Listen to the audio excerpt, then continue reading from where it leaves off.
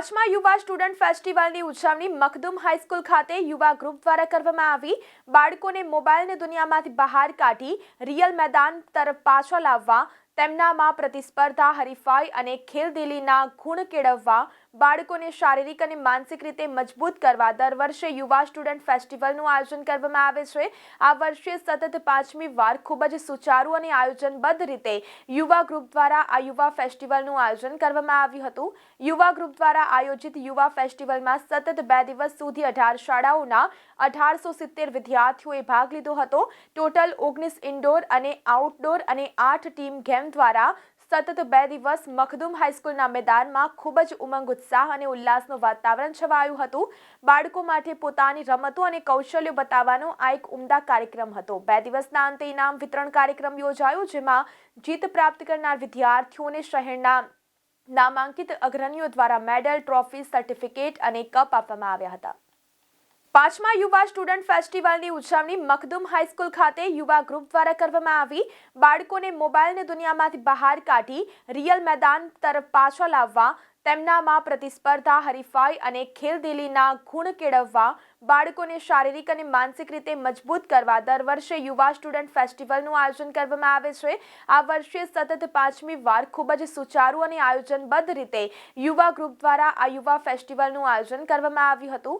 યુવા ગ્રુપ દ્વારા આયોજિત યુવા ફેસ્ટિવલમાં સતત 2 દિવસ સુધી 18 શાળાઓના 1870 વિદ્યાર્થીઓએ ભાગ લીધો હતો। ટોટલ 19 ઇન્ડોર અને આઉટડોર અને 8 ટીમ ગેમ દ્વારા સતત 2 દિવસ મખદુમ હાઈસ્કૂલના મેદાનમાં ખૂબ જ ઉમંગ, ઉત્સાહ અને ઉલ્લાસનું વાતાવરણ છવાયું હતું।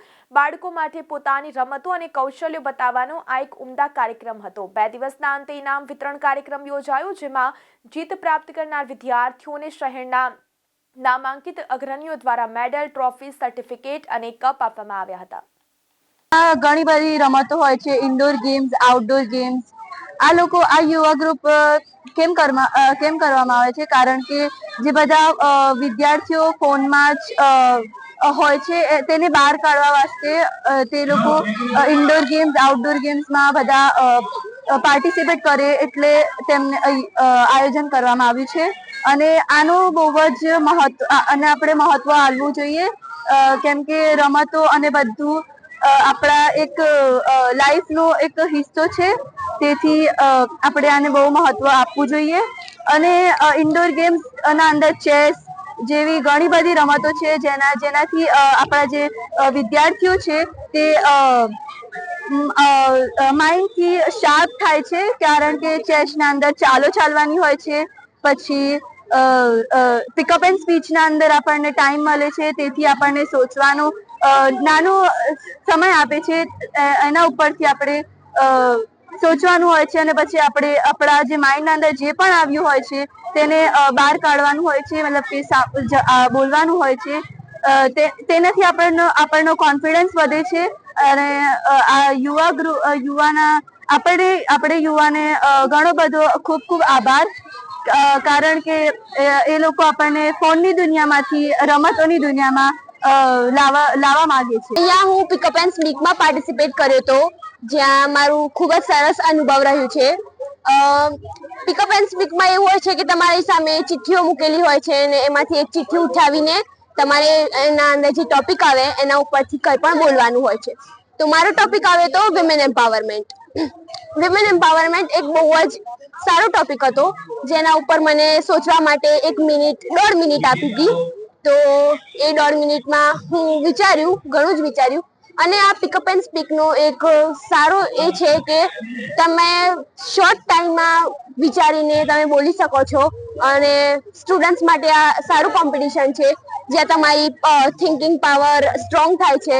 1.5 મિનિટ સારો સમય છે જ્યાં તમે વિચારી શકો છો। તમારા માઇન્ડમાં એ વખતે બહુ બધા ટોપિક આવે છે કે આ બોલું, તમને શાંતિથી વિચારવાનું અને શાંતિથી બોલવાનું। બાળકોને દર વર્ષે પરંપરાગત રમતો તરફ આકર્ષવા માટે યુવા ફેસ્ટિવલનું આયોજન કરે છે। સતત 5મી વાર આ યુવા ફેસ્ટિવલનું આયોજન કરવામાં આવેલું છે, જેમાં 17 શાળાઓ, 18 અલગ અલગ ઇન્ડોર અને આઉટડોર ગેમો અને 2000થી વધુ વિદ્યાર્થીઓએ આ રમતગમતમાં ભાગ લીધો છે।